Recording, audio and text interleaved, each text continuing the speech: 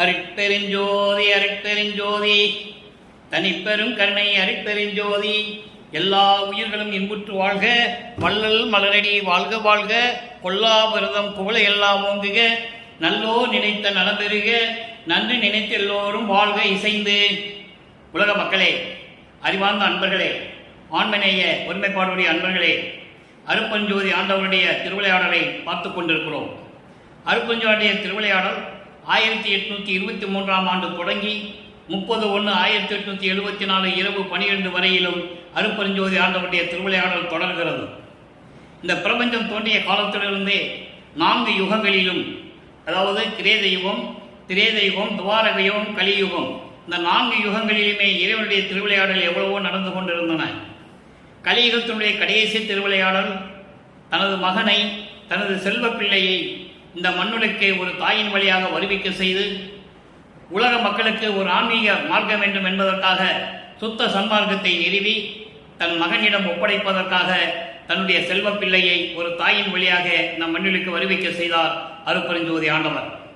காரணம், 4 யுகங்களிலுமே ஏற்பட்ட இந்த சமயங்கள், மார்க்கங்கள், மதங்கள் இவர்களுடைய பிடியிலே சிக்கிக்கொண்டு உலக மக்கள் எப்படியெல்லாம் துன்பப்படுகிறார்கள் என்பதையும், மாறுபட்டு முரண்பட்டு எப்படியெல்லாம் ஒருத்தருக்கு ஒருத்தர் விட்டு கொடுக்காமல் சண்டையிட்டு கொண்டு இறந்து போனார்கள் என்பதையும், அதெல்லாம் இனிமேல் மக்களுக்கு தேவையில்லை என்ற காரணத்திற்காக தனது மகனை இந்த மண்ணுலகை வருவிக்க செய்து சுத்த சன்மார்க்கத்தை தன் மகனிடம் ஒப்படைப்பதற்காக வருவிக்க செய்தார் அருட்பெருஞ்சோதி ஆண்டவர்.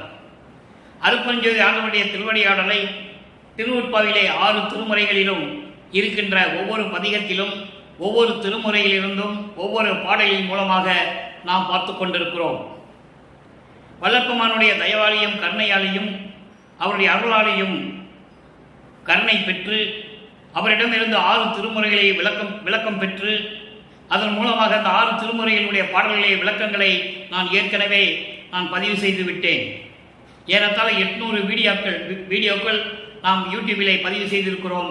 6 திருமுறை விளக்கங்களையும் கூறியிருக்கிறேன். அதன் பிறகு இறைவனுடைய கட்டளையினால், அருட்பெருஞ்சோதி ஆண்டவருடைய கட்டளையினாலும், வல்லற்பெருமானுடைய கருணையினாலும், ஆசீர்வாதத்தாலும் இறைவனுடைய திருவிளையாடலை உலக மக்களுக்கு தெரியப்படுத்த வேண்டும் என்பதற்காக நாம் இறைவனுடைய திருவிளையாடலை பார்த்து கொண்டிருக்கிறோம். பாடல்களின் விளக்கம் வேறு, பாடல்களில் கூறப்பட்ட சூட்சும விளக்கங்கள் இறைவனுடைய திருவிளையாடல்களை உலக மக்களுக்கு தெரியப்படுத்த வேண்டும் என்பதற்காகத்தான் இந்த பதிவை மேற்கொண்டிருக்கிறோம். இதுவரையில் 41 பதிவுகள் அருட்பெருஞ்சோதி ஆண்டவருடைய திருவிளையாடலை பற்றி நாம் போட்டிருக்கிறோம். இன்று 42வது பாடல், 42வது பதிவு. அருட்பெருஞ்சோதியுடைய திருவிளையாடல் எப்படியெல்லாம் நடந்து கொண்டிருந்தன என்பதை இந்த உலக மக்களுக்கு தெரியப்படுத்த வேண்டும். சமரச சுத்த சன்மார்க்கத்தினுடைய விளக்கங்களை உலக மக்களுக்கு தெரியப்படுத்த வேண்டும். அதோடு மட்டுமல்லாமல் வல்லற்பெருமானுடைய இறை அருளையும், அவர் எதற்காக இந்த மண்ணுலகுக்கு வருவிக்க விட்டார் என்ற காரணத்தையும் உலக மக்களுக்கு தெரியப்படுத்த வேண்டும். அதற்கு உதாரணமாக, எடுத்துக்காட்டாக 2 பாடல்கள் உண்டு. அகத்தை கருத்து புறத்தை வெளுத்திருந்த உலக அனைவரையும் சகத்தை திருத்தி சன்மார்க்கத்தை அடைவித்திட அவரும் இகத்தை பரத்தை பெற்று மகிழ்ந்திடுவதற்கென்றே என உகத்தே இறைவன் வருவிக்க உற்றேன், அருளை பெற்றேனே என்று கூறுகிறார் வல்லற்பெருமானவர்கள். அதாவது பல சமயங்களிலும், மதங்களிலும், மார்க்கங்களிலும் இருந்து கொண்டு இந்த பிரபஞ்சம் தோன்றிய காலத்திலிருந்தே துன்பப்பட்டு கொண்டு அல்லல் பட்டு கொண்டிருக்கின்ற உலக மக்களை எல்லாம் திருத்தி சமரச சுத்த சன்மார்க்கத்திலே சேர்த்து அதன் மூலமாக இறைவனிடமிருந்து எல்லா அருள்களையும், இன்பங்களையும், பொருள்களையும் பெற்றுக்கொண்டு இந்த உலக மக்கள் இந்த உலகத்திலே இன்பமாக வாழ வேண்டும் என்பதற்காகத்தான் என்னை கலியுகத்துடைய இறுதி கட்டத்தில் எனது தந்தை அருட்பெருஞ்சோதி ஆண்டவர் என்னை வருவிக்க செய்தார் ஒரு தாயின் வழியாக என்பதை தெளிவாக கூறியிருக்கிறார்கள். அருளை பெற்றேன் என்று சொல்லுவார். அருளை பெற்றேன் என்பது ஏற்கனவே அவர் அருளோடு இருக்கக்கூடியவர். அருளை பெற்றேன் என்பது இறைவனுடைய திருவிளையாடல் எப்படியெல்லாம் நடந்தது என்பதை கூறுவதற்காகத்தான் அருளை பெற்றேனே என்று கூறுகிறார்.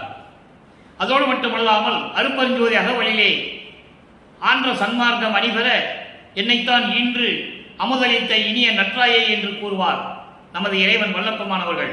அவர் இறைவனாகவே இருந்து இறைவனாகவே வருவிக்க உற்று இறைவனாக இருந்து கொண்டு இந்த பிரபஞ்சத்தை இயக்கிக் கொண்டிருக்கிறார் என்பதை இந்த பதிவு மூலம் நான் பதிவு செய்ய கடமைப்பட்டிருக்கிறேன். அதன் பிறகு எப்படியெல்லாம் திருவிளையாடல் நடந்தது, இதற்கு ஒரு முன்னோட்டம் என்பது முன் சுருக்கம்.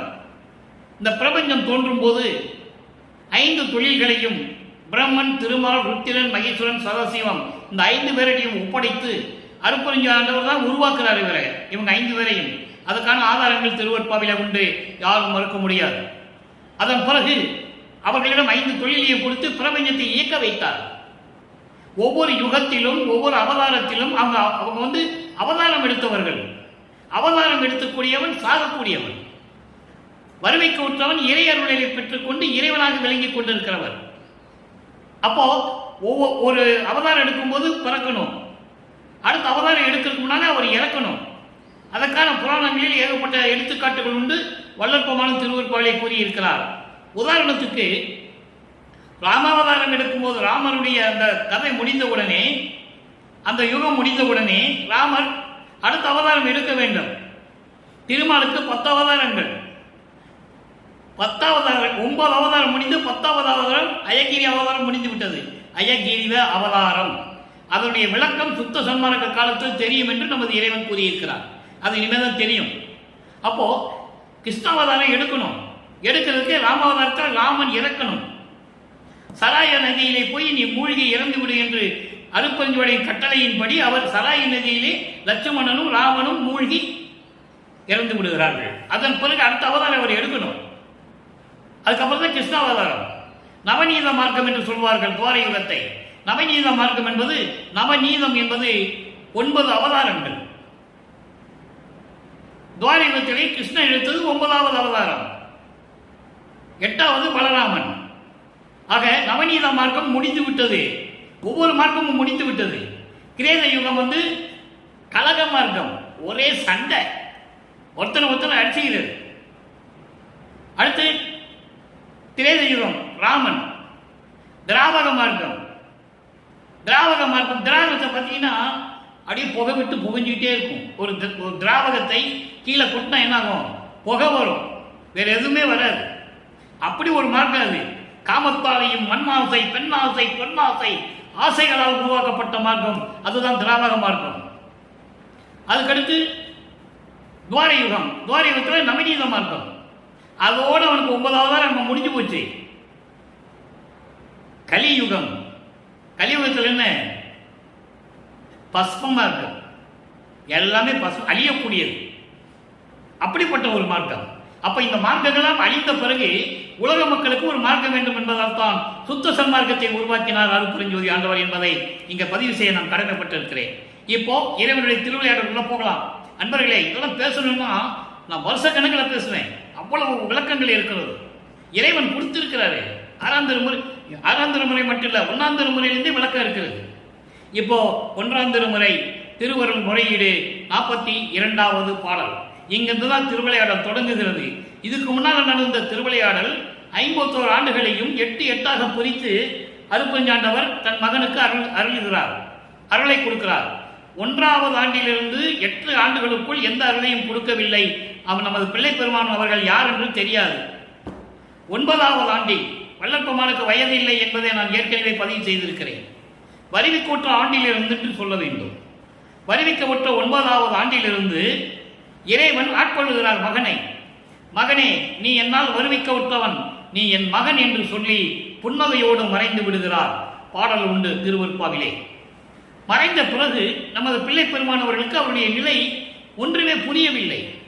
இறைவனால் வருவிக்க விட்டவன் என்ற நிலை மட்டும் தெரியும், வேறு எதுவுமே தெரியாது அவருக்கு. அந்த நிலையில் திருவருள் முறையீடு நடக்கிறது. நல்ல கவனிங்க. விழிக்கு அஞ்சனம் தரும் மின்னார்வம் வாழ்க்கையில் வீழ்ந்து அயலோர் மொழிக்கு அஞ்சி உள்ளம் பொறாது நின் நாமம் ஒளிந்து எளியன் புலிக்கு அஞ்சி போல் மயங்குகின்றேன். அருள குருத்தியாயில் அருள குருத்திலேயே, நீ அருளை கொடுக்காவிட்டால் குறித்திலேயே பலிக்கு அஞ்சினோய் இன்னும் என் பலிக்கு அஞ்சப்படும் உனக்கே. பாடல். அற்புதமான பாடல். இறைவனுடைய திருவிளையாடல் எப்படி நடக்குது பாருங்க அன்பர்களே. இங்கே இந்த அடியனை வள்ளலார் ஊழியனை பற்றி ஒரு சிறு வார்த்தை. எனக்கு தமிழ் இலக்கணம் இலக்கியம் தெரியாது. நான் கற்றதெல்லாம் பிஎஸ்சி மேத்தமெட்டிக்ஸ், எம்காம் இந்த மாதிரி படித்தேன்.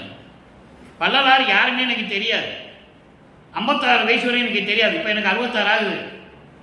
இந்த 10 வருடத்தில் இறைவன் என்னை ஆட்கொண்டு திருவொற்பாவுடைய விளக்கங்களை கொடுத்து, அங்கே கூறப்பட்ட இலக்கண இலக்கியங்களுக்கெல்லாம் விளக்கம் கொடுத்து இன்று உங்கள் முன்னால் நான் பேசிக் கொண்டிருக்கிறேன் என்று கூறுவதில் பெரும் மகிழ்ச்சி அடைகிறேன்.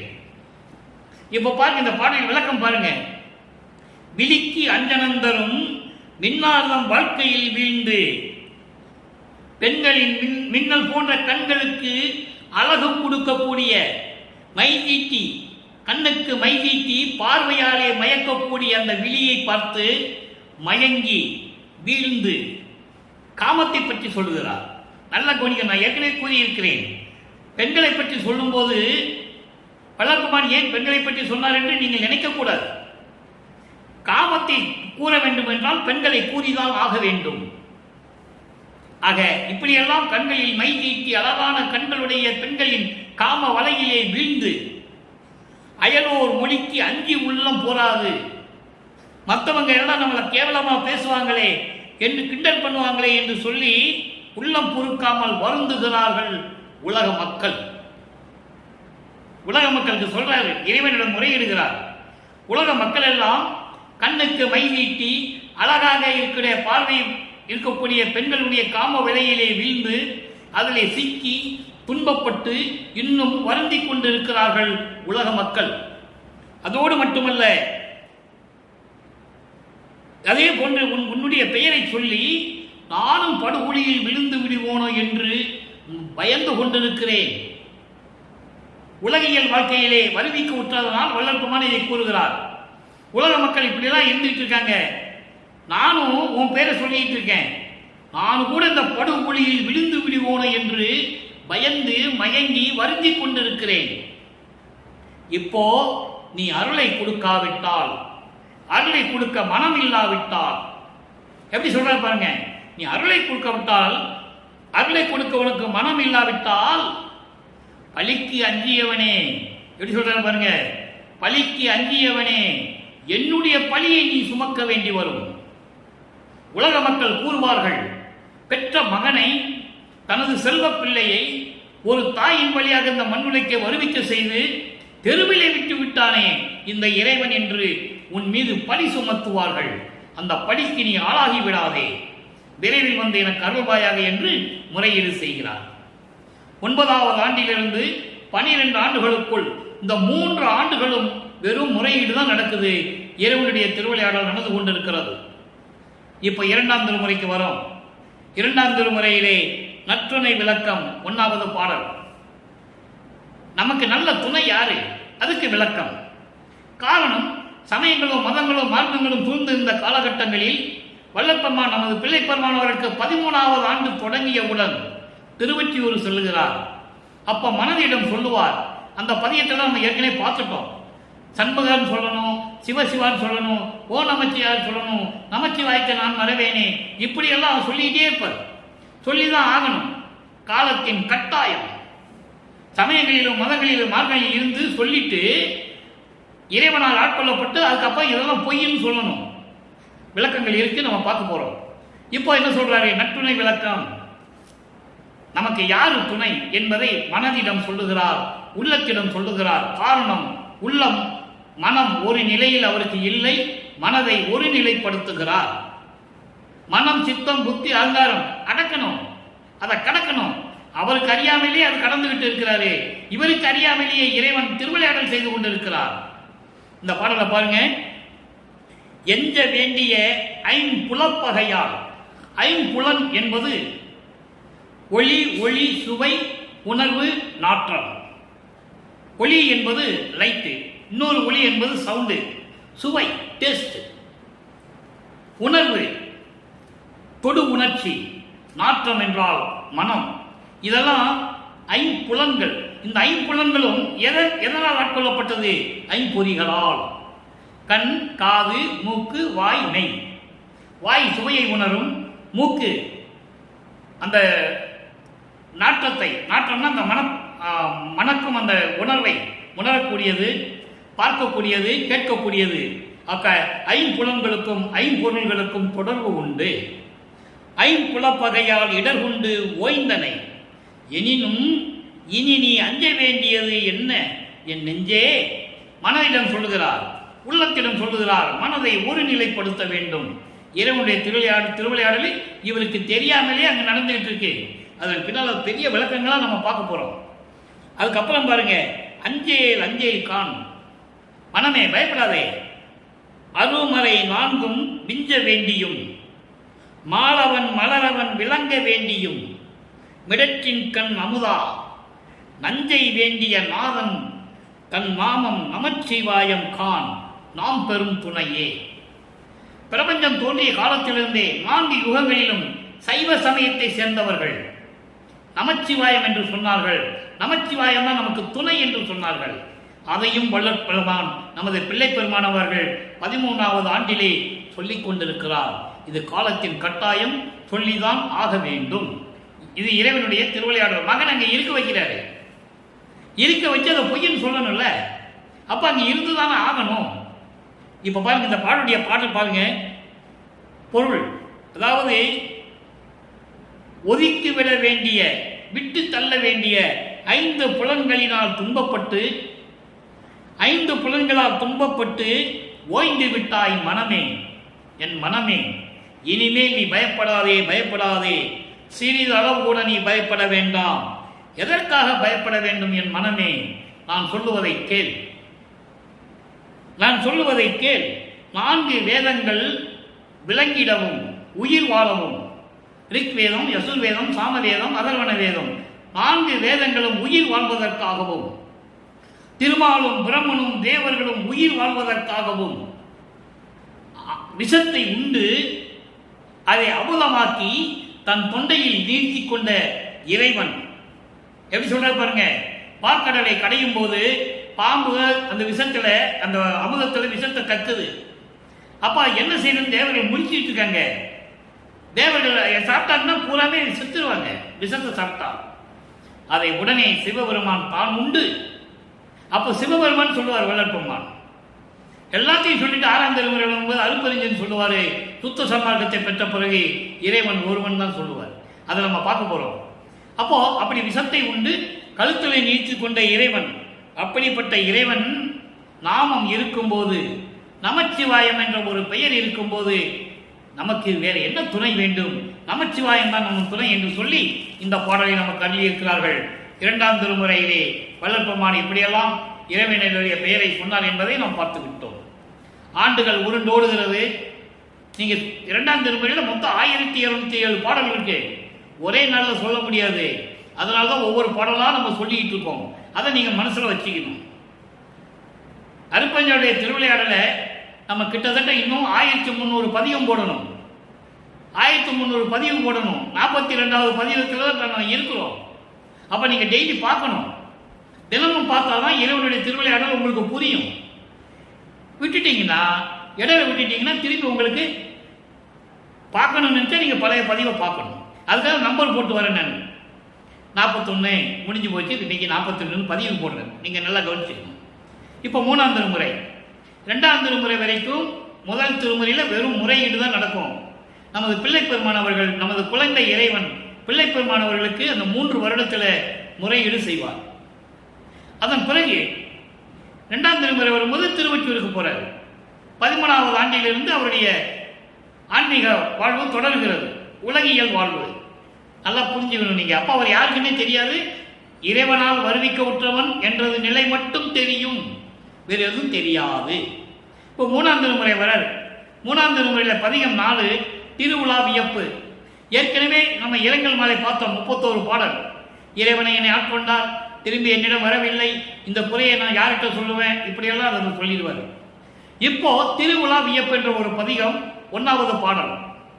திருவிழா வியப்பு என்பது இவர் அங்க மக்கள் பேசிட்டு இருக்காங்க, ஊர் மக்கள் பேசிட்டு இருக்காங்க. இன்னைக்கு திருவொற்றியூர்ல தியாகராஜ பெருமான் திருவிழா வீதி வராரு அப்படின்னு பேசிட்டு இருக்காங்க. அப்ப நம்ம அது பிள்ளை பெருமானவர்கள் காலில் கேட்கிறாரு. காதில் கேட்டுக்கிட்டு இருக்காரு. ஓ, தியாகராஜ பெருமான் இன்னைக்கு திருவிழா வீதி வராரா, பவனி வராரா அப்படின்னு சொல்லி அங்கே போகணும்னு ஒரு முடிவு எடுக்கிறார். உள்ளம் தள்ளுது, மனசு போன்னு சொல்லுது. நல்லா புரிஞ்சுக்கணும், மனசு போன்னு சொல்லுது. இவரே அங்கே போறார். இவர் போறதுக்கு முன்னாலேயே என் மனசு அங்கே போய் நின்னதுன்னு சொல்லுவார். 10 பாடல் அருமையா இருக்கும். இன்னைக்கு 1வது பாடல் நல்லா கவனிங்க. இறைவனை எப்படி உருவகப்படுத்துகிறார். சமயங்களும் மதங்களும் மார்க்கங்களும் 4 யுகங்களிலுமே சிவபெருமானை எப்படி உருவகப்படுத்தின, ஒவ்வொன்றுக்கும் வித்தியாசம் இருக்கும். திருவொற்றியூரில் இருக்கிற தியாகராஜ பெருமானுக்கும் சிதம்பரத்தில் இருக்கிற நடராஜனுக்கும் வித்தியாசம் இருக்கும். சிதம்பரத்தில் இருக்கிற நடராஜனுக்கும் மதுரையில் இருக்கிற சொக்கநாதனுக்கும் வித்தியாசம் இருக்கும். மகாலிங்கத்துக்கு வித்தியாசம் இருக்கும். இப்படி பல வேறுபாடுகள் உண்டு. அப்படியெல்லாம் எப்படி சொல்றாருன்றதை நீங்க பார்க்கணும். இப்போ வெள்ள சடையார், விடையார், செவ்வேளார், நூலார் மேலோர்தம் உள்ளத்து உறைவார், நூலார் மேலோர்தம் உள்ளத்து உறைவார், நிறைவார் நல் ஒற்றை தியாக பெருமானார் வள்ளல் குணத்தார் திருபவனி வந்தார் என்றார்.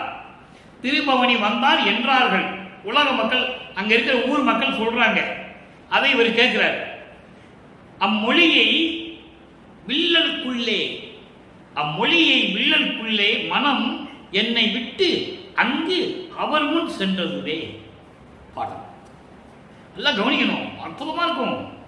இதெல்லாம் இறைவன் கொடுத்த விளக்கம். எனக்கு என்ன விளக்கம் தெரியும்? தமிழ் இலக்கண இலக்கியம் படிச்சிருக்கேனா? இல்லை. இறைவன் கொடுத்த விளக்கத்தை அந்த அந்த பணியை நான் செஞ்சிட்டு இருக்கேன். இந்த வள்ளலார் ஊழியன் பெரும் மகிழ்ச்சியோடு. இப்ப பாருங்க, பொருள் பாருங்க.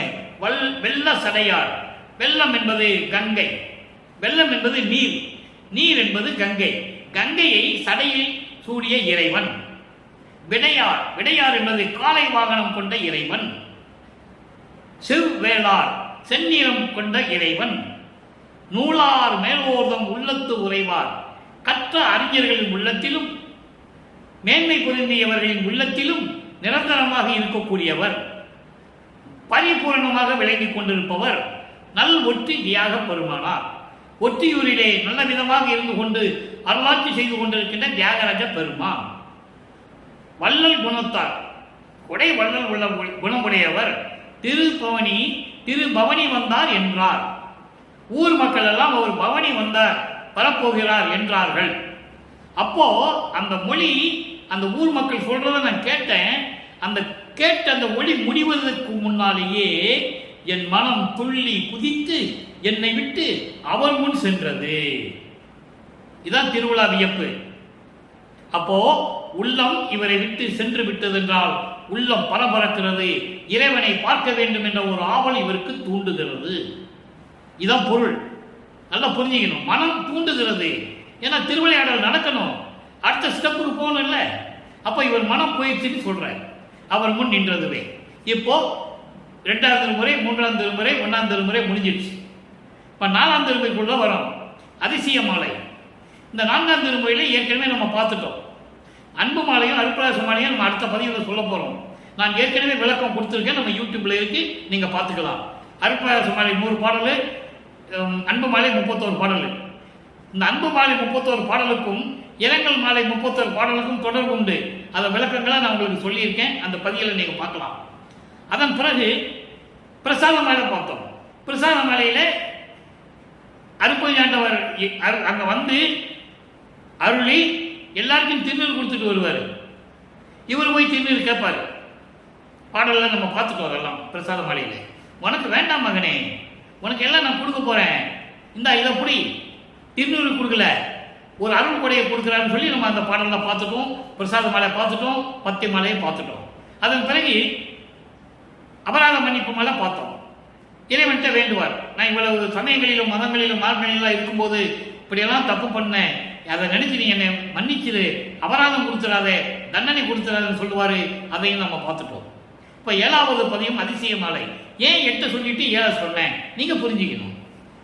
அங்க அபராதம் மன்னிப்பு பண்ணி வேண்டிட்டு தான் மறுபடியும் அருளை வராரு, அருளை கொடுக்கிறாரு, திருவிளையாடல் நடக்குது. இப்ப பாருங்க, அதிசய மாலை 12. 8 இது அதிசயம், இது அதிசயம் என் புகழுவேன். என்ன அதிசயம் இது, என்ன அதிசயம், நான் இதை எப்படி சொல்லுவேன்? இச்சையெல்லாம் விடுத்து இச்சையெல்லாம் விடுத்து வனத்து இடத்தும் மலை இடத்தும் உற்றே மெய்தவம் புரிவார் உன்னி விழித்திருப்ப. நல்லா கவனிச்சுட்டே வாங்க, பொருள் நான் சொல்றேன். உன்னி விழித்திருப்ப உலக விடயங்களையே விலக மாட்டேன், கற்று ஓதும் அருகிலே கடையினும் கடையே, கருணையில்லா கல்மனத்து கல்வன் என்னை கருதி. என்னை கருதி அண்டர்லைன் அந்த வரி, என்னை கருதி, அதான் முக்கியமான இடம். என்னை கருதி சற்றேயும் அன்று, சற்றேயும் அன்று அண்டர்லைன், மிக பெரிது எனக்கு இங்கு அளித்தான், தனித்த சிவகாமி வள்ளிக்கு இனித்த நடத்தவனே. இது பாடல். என்ன சொல்றாரு? என்ன அதிசயம் நடந்தது உலக மக்களே, என்ன அதிசயம் நடந்தது தெரியுமா? நான் எப்படி சொல்லுவேன் உலக மக்களே? உலக மக்களுக்கு தெரிவிக்கிறார் இறைவனுடைய திருவிளையாடலை. எப்படி? எல்லா ஆசைகளையும் விட்டு, மண்ணாசை, பெண்ணாசை, பொன்னாசை ஆசைகள் எல்லாம் விட்டு, காட்டுக்குள்ளேயும் கடலுக்குள்ளேயும் மலைக்குள்ளேயும் போய் உண்மையாகவே கடும் தவம் புரிந்து கொண்டிருக்கிறார்கள். அவர்கள் எல்லாம் இறைவனுடைய அருளை நினைத்து காத்து கொண்டிருக்க விழித்திருப்ப என்று சொல்லுகிறார். காத்து கொண்டிருக்க அவங்களுக்கெல்லாம் அருளவில்லை. அதை மகாதேவங்களில் ஒரு பாடலை சொல்வார், அற்புதமான பாடல். அந்த ஒரு பாடலை 1,00,000 தடவை சொன்னாலும் அவ்வளவு அற்புதமாக இருக்கும். கற்பங்கள் பல கோடி செல்ல, மகாதேவ மாலை 1ஆம் திருமுறை 5வது பதிகம் 55வது பாடல். கற்பங்கள் பல கோடி செல்ல தீய கனலிடு ஊசி மேல் காலை ஊன்றி, பொற்புற மெய்யின்றி உணவின்றி உறக்கமின்றி புலர்ந்து எலும்பு புலப்பட ஐம்பொறி ஓம்பி நிற்பவருக்கு ஒளித்து, அமரருக்கு ஒளித்து, நீண்டோவர் ஒளித்து, மறைக்கு ஒளித்து, இப்படியெல்லாம் தவம் இருக்கிறாங்களாம். கீழே வேலியை போட்டு தீய போட்டு ஊசி பலகையை மேல போட்டு ஒத்த கால நிற்கிறான். இறைவனை பார்க்கணும்னு பார்க்க முடியல என்றார். அதை தான் இங்க சொல்றாரு. இச்சையெல்லாம் தவிர்த்து வனத்து இடத்து, வனம்னா காடு, காட்டிலையும் மலையிலையும் போய் தவம் இருக்கிறாங்க. இறைவன் அருளை வேண்டி காத்திருக்க அவங்களுக்கெல்லாம் அருளாமல் உலக விடயங்களையே விலக விட மாட்டேன், உன்னாலே வருவிக்க உற்று. இறைவனை சொல்றாரு, இறைவனாலே வருவிக்க உற்று ஒரு தாயின் வழியாக இந்த உலகிலே மண்ணாசை பெண்ணாசை கொண்டு இந்த உலகியல் வாழ்க்கையிலே எப்படி துன்பப்பட்டு கொண்டிருந்தேன். அவங்களையெல்லாம் இந்த உலக ஆசைகள் எல்லாம் என்னால் விட முடியாமல் எப்படி துன்பப்பட்டேன். எனக்கு எதுவுமே படிக்க தெரியாது, ரொம்ப இழிவானவன், கருணையே இல்லாத கல்மனம் கொண்டவன். அப்படிப்பட்ட என்னை மகனை வருவிக்க செய்தோமே, துன்பப்படுகிறானே, எனது செல்வ பிள்ளையாச்சே, செல்வ மகனாச்சே, எனது சுத்த சன்மார்க்க குலத்தின் தலைமகனாச்சே என்று என்னையும் நினைத்து, எப்படி சொல்றார் பாருங்க, என்னையும் நினைத்து என்னிடம் எழுந்தருளி சிறிதும் குறைவில்லாமல் எந்த தடையும் இல்லாமல் யோசிக்காமல் அன்று ஒரு நாள், அதான் திருவிளையாடல், அன்று ஒரு நாள் மிக பெரிது எனக்கு இங்கு அளித்தான், மண்ணுலகில் அளித்தான். ஒரு தாயின் வழியாக வருவிக்க விட்டு இந்த மண்ணுலகிலே நாம் துன்பப்பட்டிருந்த போது ஒரு நாள் இறைவனின் மீது கருணை காட்டி, மகனாச்சே நமது பிள்ளையாச்சே என்று சொல்லி என் மீது கருணை காட்டி எனக்கு அருள் கொடையை கொடுத்தான். அருள் கொடை என்பது என்னன்னு சொல்லலை, நான் ஏற்கனவே ஒவ்வொரு பாடல சொல்லியிருக்கேன். அது என்னன்றதை இப்ப நம்ம பின்னால பார்க்க போறோம். மனசுல வச்சுக்காங்க, ஒரு அருள் கொடையை கொடுத்தார்.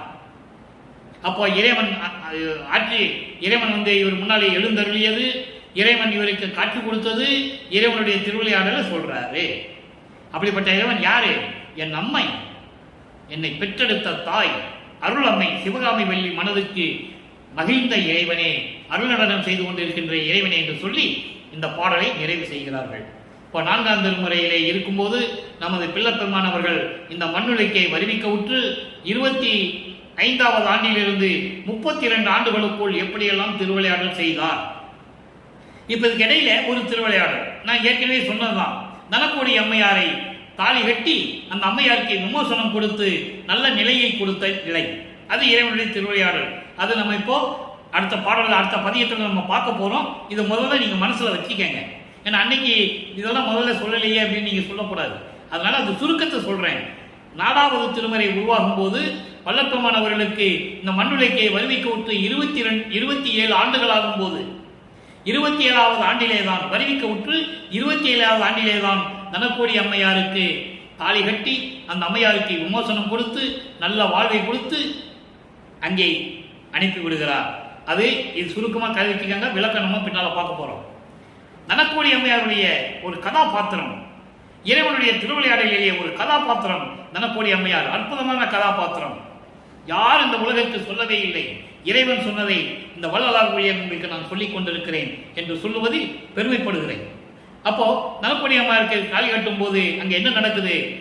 விண்ணுலகில் இருக்கின்ற தேவர்கள், பிரம்மன், திருமால், ருத்திரன், யாராக இருந்தால் சரி அத்தனை வானவர்களும் வந்து மலர் தூவி வாழ்த்துகிறார்கள்.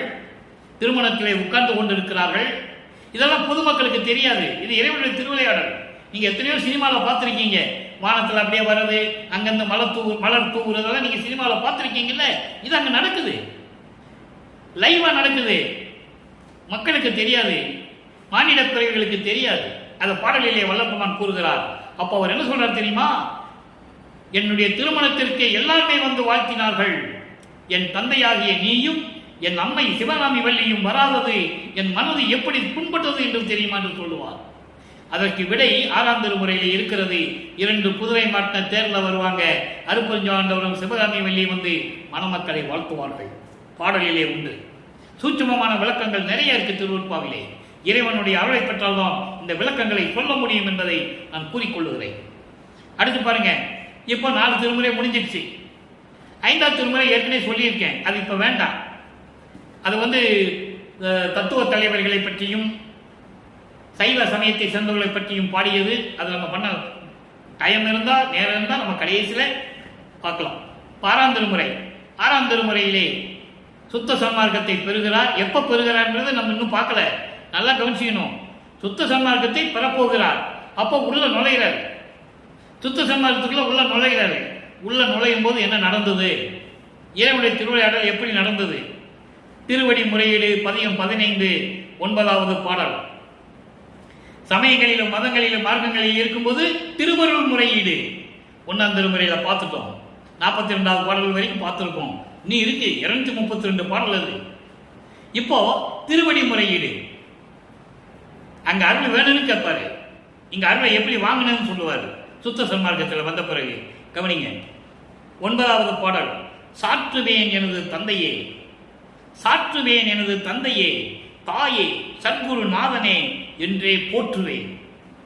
திருச்சிற்றம்பலத்து ஆடும் பூரணா என் உலகமெல்லாம் என உலகமெல்லாம் தூற்றுவேன். அன்றி எனக்கு நீ செய்த தூய பேர் உதவிக்கு, தூய பேர் உதவி அண்டர்லைன். அங்க திருவிளையாடல் நடக்குது. தூய பேர் உதவி அண்டர்லைன். உதவிக்கு நான் ஏன் என்னாற்றுவேன். ஆவி உடல் பொருள் எல்லாம் அப்பா நின் சுதந்திரம் என்றோ, நின் சுதந்திரம் என்றோ. பாடல் இது. விளக்கம் பாருங்க. நான் பாடல் சொன்ன விளக்கம் இறைவன் உள்ளந்து கொடுப்பாரு. நான் விளக்கம் தனியா எழுதியெல்லாம் உங்ககிட்ட நான் பேசுறது இல்லை, நல்லா கவனிச்சிக்கணும். பாட்டு மட்டும் தான் எழுதுவேன், ஏன்னா எல்லா பாட்டையும் மனப்பாடம் பண்ண முடியாது. 5983 பாடலை மனப்பாடம் பண்ண முடியுமா? முடியாது. அதனால பாடலை மட்டும் எழுதிட்டு பொருள் இறைவன் கொடுப்பான்னு நான் உங்ககிட்ட சொல்லிட்டு இருக்கேன், எழுதியெல்லாம் சொல்றது இல்லை. இப்போ பாருங்க, சாற்றுவேன் என்று தந்தையே, அதாவது என் தந்தையே, இறைவனே உன்னை நான் எப்படி சொல்லுவேன் தெரியுமா? உன்னை தந்தை என்று சொல்லுவேன், தாய் என்று சொல்லுவேன், சர்க்குர நாதன் என்றே சொல்லுவேன், போற்றுவேன். திருச்சிற்றம்பலத்து ஆடும் பூரணா, திருச்சிற்றம்பலத்திலே பரிபூர்ணமாக விளங்கிக் கொண்டு இந்த பிரபஞ்சம் முழுவதும் பரிபூர்ணமாக ஒளி வீசிக் கொண்டிருக்கின்ற பூரணமான இறைவனே, அருட்பெருஞ்சோதியே என உலகமெல்லாம் தூற்றுவேன். உன் புகழை உலகமெல்லாம் சொல்லுவேன், போற்றி புகழ்வேன். அதோடு மட்டுமல்லாமல் அன்றி, அதோடு மட்டுமல்லாமல் எனக்கு நீ செய்த தூய பேர் உதவிக்கு நான் என்ன ஆற்றுவேன். அதோடு மட்டுமா, நீ செய்த இந்த புனிதமான சுத்த சன்மார்க்கத்தை எனக்கு கற்பித்து இன்னும் கையில் கொடுக்கல. நல்லா கவனிக்கணும். இன்னும் ஆண்டுகள் ஓடணும். இப்போ 33வது ஆண்டில் இருந்து கொண்டிருக்கிறார். வருவிக்க விட்டு 33வது ஆண்டில் என்ன நடந்ததுன்னு சொல்றார். இன்னும் காலங்கள் இருக்கு, இன்னும் 18 ஆண்டுகள் இருக்கு. நம்மளே இன்னும் 3 8 4 8 5 8 6 8 பார்க்கணும்.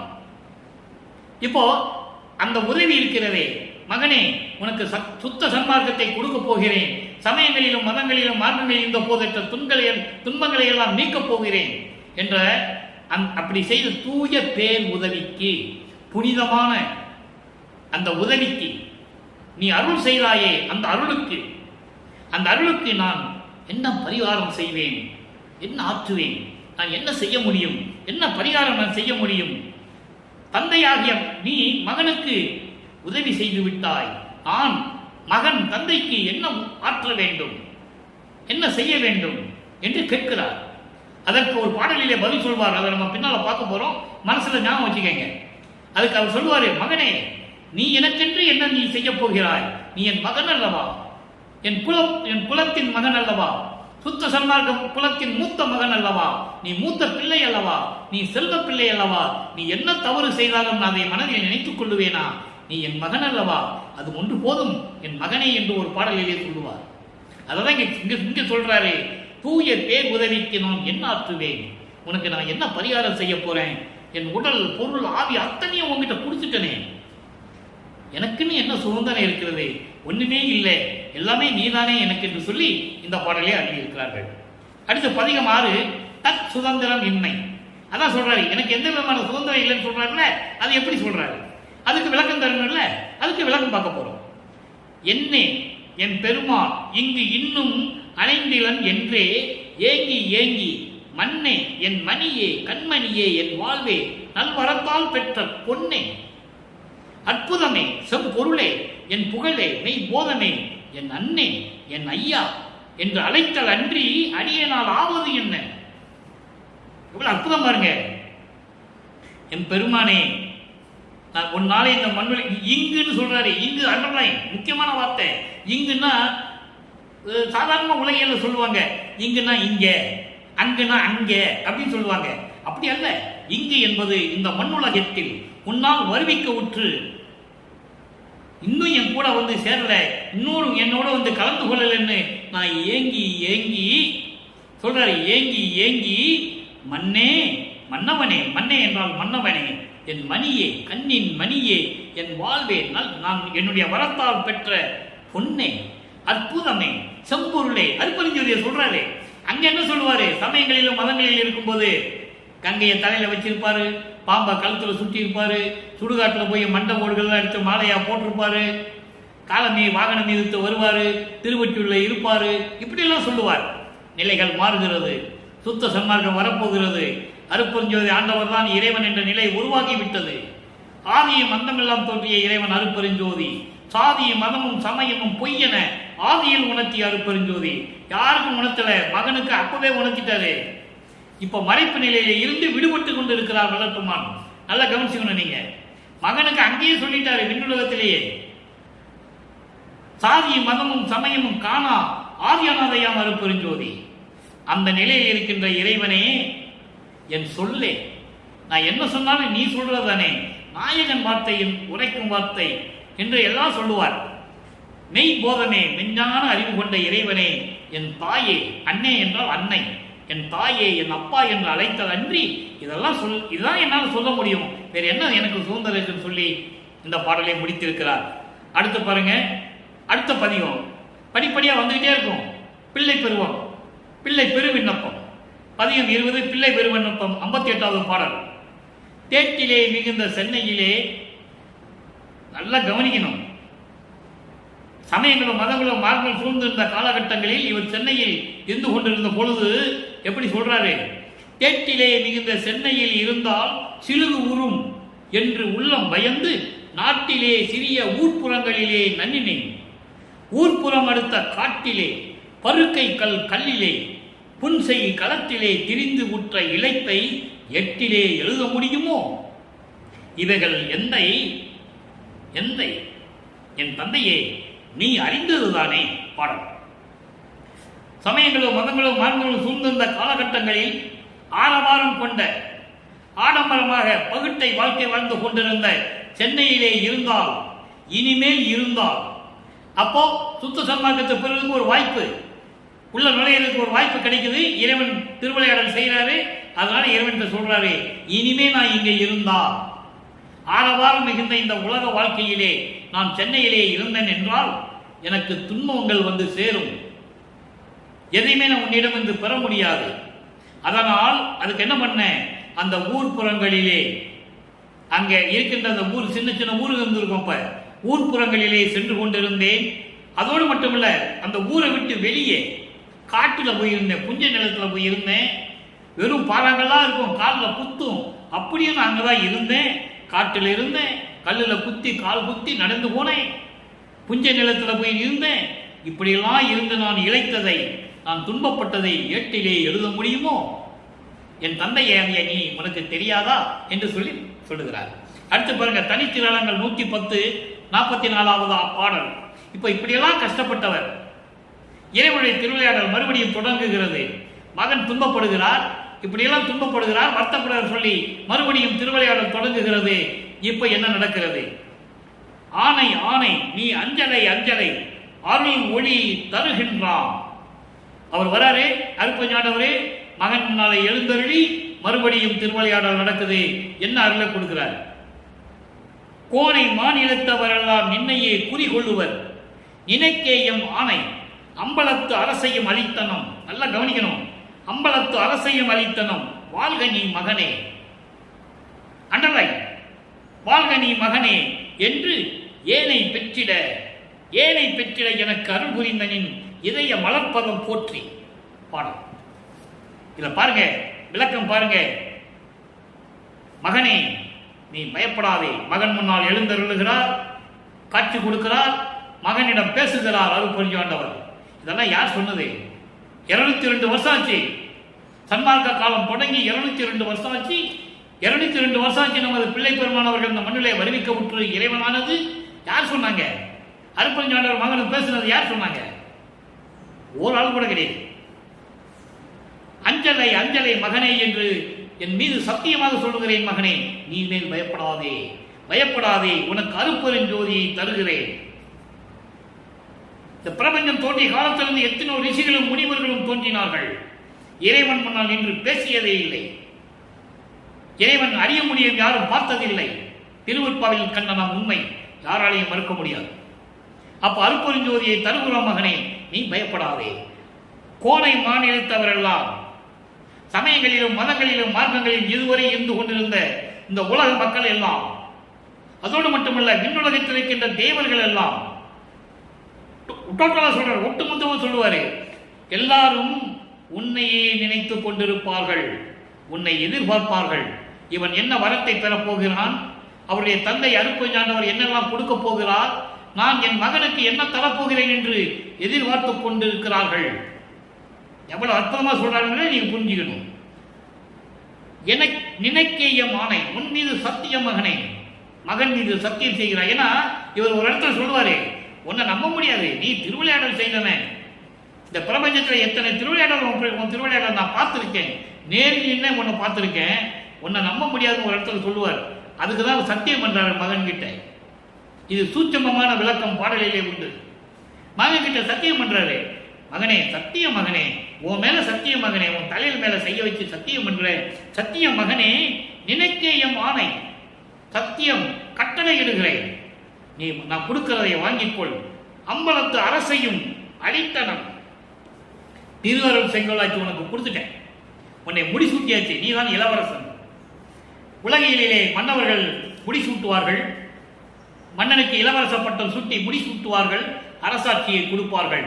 பின்னால் இருந்து கொண்டு யோசனைகளை சொல்லிக் கொண்டிருப்பார் மன்னர். அதே நிலைதான் இங்கே. மகனுக்கு முடிசூட்டுகிறார், அரசாட்சியை கொடுக்கிறார், உள்ளத்தில் இருந்து கொண்டு கட்டளையிடுகிறார். மகனை இது செய் அது செய் என்று சொல்லி கட்டளையிடுகிறார். இது பாட்டிலே உண்டு, அதை நம்ம பார்க்க போறோம். அப்போ அரசாட்சியும் கொடுத்தாச்சு, அருட்பெருஞ்சோதியும் கொடுத்தாச்சு, பிரபஞ்சத்தை இயக்க சொல்லியாச்சு.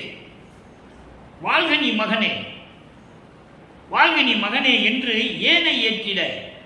ஏனை என்னன்னா ஏனி, ஏனினா என்ன? ஏனிக்கு போயிட்டே இருக்கணும், கீழே இறங்கக்கூடாது. மேலே போன ஏனி எடுத்துருவார் அருட்பெருஞ்ஞாண்டவர் பாட்டில் சொல்றாரு, அதை நம்ம விளக்கம் பார்த்துருக்கோம். திருப்பி இது உனக்கு தேவையில்லைன்னு சொல்லி ஏனி எடுத்துருவார். ஏனை என்றால் கடவுள் நிலை, 16வது நிலை, கடவுள் நிலை அறிந்த அம்மையமாத நிலை, நன்னாலும் கலந்த ஒளி ஞான சபாபதியே, பொன்னாலும் சபையாய் அருள் பூரண புண்ணியனே, என்னால் ஆவதொன்றும் உனக்கு இல்லை எனினும் எந்தாய், உன்னால் வாழுகின்றேன், எனக்கு உண்மை உரைத்தருளை என்று சொல்லுவார். நன்னாலும் என்பது 4 × 4 16, 16 என்பது 16வது நிலை, ஞானத்தில் ஞானம். சரியை, கிரியை, யோகம், இந்த 12 முன்னாங்க 12 சமயங்களையும் மதங்களையும் மார்க்கங்களையும் சார்ந்தது.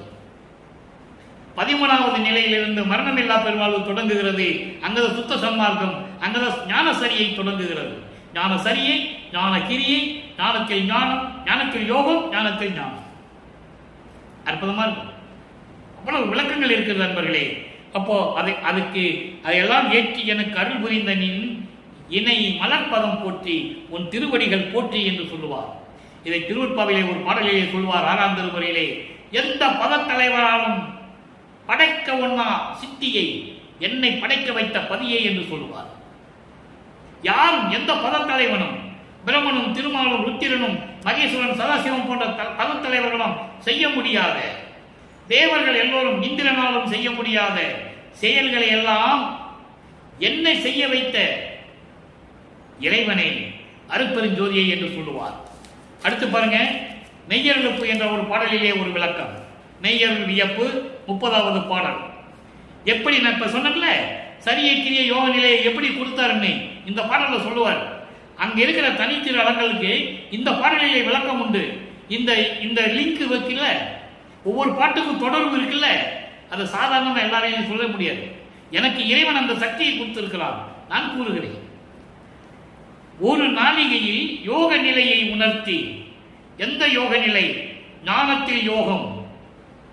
சரியக்கிரிய யோகம் வேற, அது 12 நிலை போயிடுச்சு. இவர் அறியாமையிலே அது கடந்து வந்துட்டாரு. இறைவன் திருவிளையாடல் செய்து இவர் அறியாமையிலே அந்த நிலையை கடந்து வந்துட்டாரு. அது பாடல்ல சொல்லுவாரு, நம்ம பார்க்க போறோம். இப்ப மனசுல வச்சுக்கங்க, இந்த யோகம் என்பது ஞானத்தில் யோகம். ஞான சரியை என்பது உருவ வழிபாடு இல்லாதது. சரியை என்பது மனதிலே கற்பனை செய்த ஒரு இறைவனுடைய உருவத்தை கற்பனை செய்து சிலையை வழிபாடு செய்வது, அதான் சரியை. கிரியை என்பது அந்த சிலை முன்னால் வேள்வி வளர்த்தி மந்திரங்களை ஓதி வழிபடுவது, அது கிரியை. இதுக்கு பல விளக்கங்கள், சித்தாந்த வேதாந்தாலும் பல விளக்கங்கள் இருக்கு. அது நமக்கு தேவையில்லை. இறைவன் கொடுத்த விளக்கம் இது. நான் எங்கேயும் படிக்கல, இறைவன் சொன்ன விளக்கத்தை உங்ககிட்ட சொல்லிட்டு இருக்கேன். சரியா தப்பான்னு கூட எனக்கு தெரியாது. இறைவன் சொன்ன விளக்கம் அது எப்படி இருந்தாலும் சரி. யோக நிலை, யோகத்தில் நீங்க சமயங்களையும் மதங்களையும் மார்க்கங்களையும் முனிவர்களை பார்த்தீங்கன்னா யோக நிலை எப்படி இருக்கும்? கடலுக்கு அடியில் போயிடுவான், மண்ணுக்கு அடியில் போயிடுவான், மரத்துக்கு அடியில் போயிடுவான், புத்தெல்லாம் வளரும், அப்படியெல்லாம் யோகம் இருப்பாங்க. அதெல்லாம் சமயங்களை சொன்னது. இது ஞானத்தில் யோகம். அப்படிப்பட்ட ஞானத்தில் யோக நிலையை ஒரு நாளிகையில், ஒரு நொடியில் எனக்கு உணர்த்தி அன்னைக்கு மாலையிலேயே எனக்கு அந்த பலனையெல்லாம் கொடுத்து விட்டாய். எவ்வளவு அற்புதமா சொல்ற பாருங்க. அதெல்லாம் கொடுத்துட்டேன். மறுநாள் காலையில வந்து யோக நிலைக்கு அப்புறம் ஞான நிலைக்கு போகணும்ல, திருநாள் நிலையும் அதான் ஞான நிலை.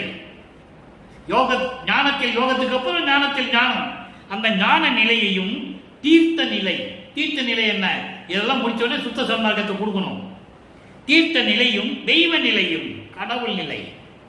அருட்பெருஞ்சாண்டவர் நிலையை நான் பெற்றுட்டேன்னு சொல்றேன். ஞான நிலையை பெற்ற பிறகு, சுத்த சன்மார்க்க நிலையை பெற்ற பிறகு கடவுள் நிலையும் பெற்றுவிட்டேன். இது சிறியேன் அறிய காட்டி தெரித்தாய் வேத கலையுமே. வேதங்களில் சொல்லப்பட்ட அத்தனை உண்மைகளையும் எனக்கு காட்டிவிட்டாய் என்று சொல்லுகிறார். இறுதியாக ஒரே ஒரு பாடல், சிவ சிவ ஜோதி 27வது பாடல். என்னன்னு பாருங்க. தான் அன்றி ஒன்றிலா ஜோதி என்னை தன்மயமாக்கிய ஜோதி. நிறைவான பாடல், நிறைவான விளக்கம், பரிபூரணமான விளக்கம். நான் இன்று கண்டது ஓர் ஜோதி, தானே நானாகி வாழ்ந்திட நல்கிய ஜோதி. இதுக்கு பொருள் என்னன்னா, யாருக்கும் நிகரில்லாத அருட்பெருஞ்சோதி ஆண்டவர் என்னை கடவுளாக்கிய ஜோதி, தன்மயமாக்கிய ஜோதி, என்னை அருட்பெருஞ்சோதியாக்கிய சத்திய ஜோதி. நான் இன்று கண்டது ஓர் ஜோதி. அன்று கண்டது ஜோதி அல்ல, நல்லா புரிஞ்சுக்கணும். அதான் இங்க சொல்றாரு. சமயங்களையும் மதங்களையும் மார்க்கங்களையும் பார்க்கும்போது திருவொற்றியில் இருக்கவன் அப்படி பண்ணி சொல்லுவார்ல, அன்றைக்கு நான் ஜோதியை பார்க்கவில்லை, இன்று அருட்பெருஞ்சோதியை கண்டேன். அதான் விளக்கம். விளக்கம் யாராலையும் சொல்ல முடியாது, எந்த அகராதியில் இருக்காது, யாரும் சொல்ல முடியாது. இறைவன் அருளை பெற்றால்தான் சொல்ல முடியும். அன்று நான் கண்டது ஜோதி அல்ல, இன்று நான் கண்டது அருட்பெருஞ்சோதி. இன்று நான் கண்டது அருட்பெருஞ்சோதி. தானே நானாகி, இறைவனே நானாகிவிட்டான், நான் இறைவனாகிவிட்டேன், இவன் அவனாகிவிட்டான் என்று சொல்லுவார் ஒரு பாடலிலே. தானே நானாகி வாழ்ந்திட நல்கிய ஜோதி, நான் இறைவனாக திகழ்ந்து கொண்டிருக்கிறேன், அப்படி எனக்கு அருளிய ஜோதி அருட்பெருஞ்சோதி ஆண்டவர் எனது தந்தை என்று சொல்லி பாடலை முடிக்கிறோம். 42வது பதிவு இன்றோடு நிறைவடைகிறது. நாளை மீண்டும் அருட்பெருஞ்சோதி ஆண்டவருடைய திருவிளையாடல் தொடரும். தயவு செய்து பதிவை தொடர்ந்து பாருங்கள்.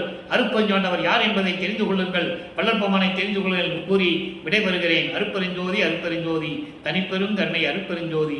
அருட்பெருஞ்சோதி திருவிளையாடல் மீண்டும் தொடரும்.